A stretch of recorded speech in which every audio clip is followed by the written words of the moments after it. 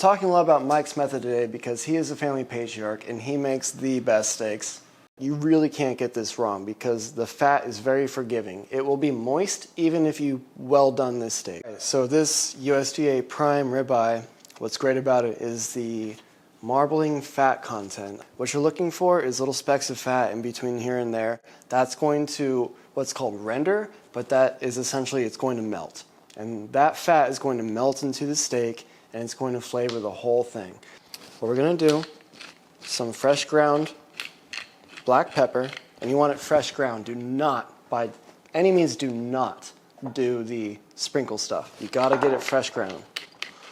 And then kosher salt. You just sprinkle it. With a good steak, that's all you need. Kosher salt, ground black pepper. You rub it in, and honestly, you probably need, with a steak this thick, you probably need a little bit more, but here's the thing. You can always add more salt. You can't take it away. You massage it in.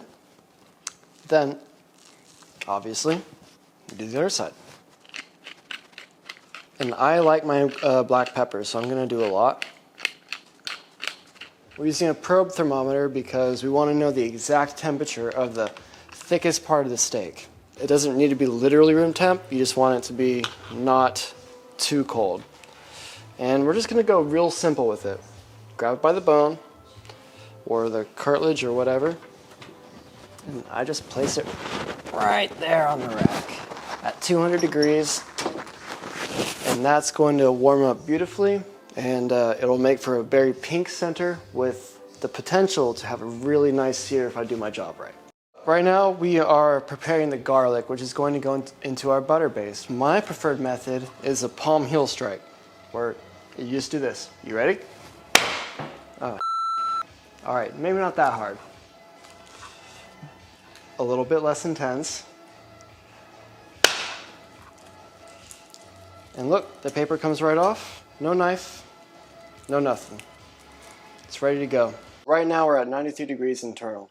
When I put this in the pan, I want the pan hot enough to sear the outside quick enough that the inside only rises to, at most, 115.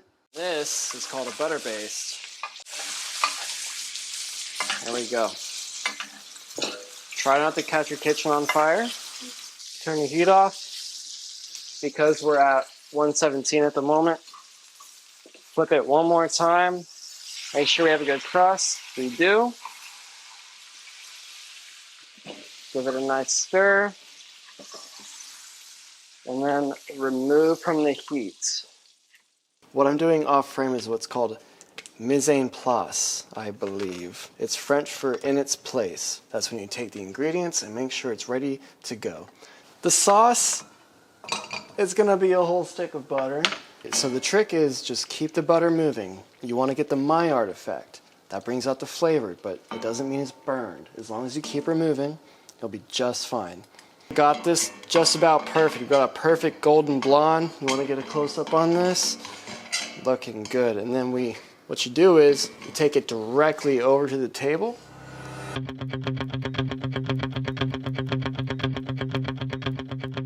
Oh, and I also own a carpet cleaning business here in Tulsa called Cody's Carpet Cleaning, and I clean carpets just as good as I cook steak, probably better.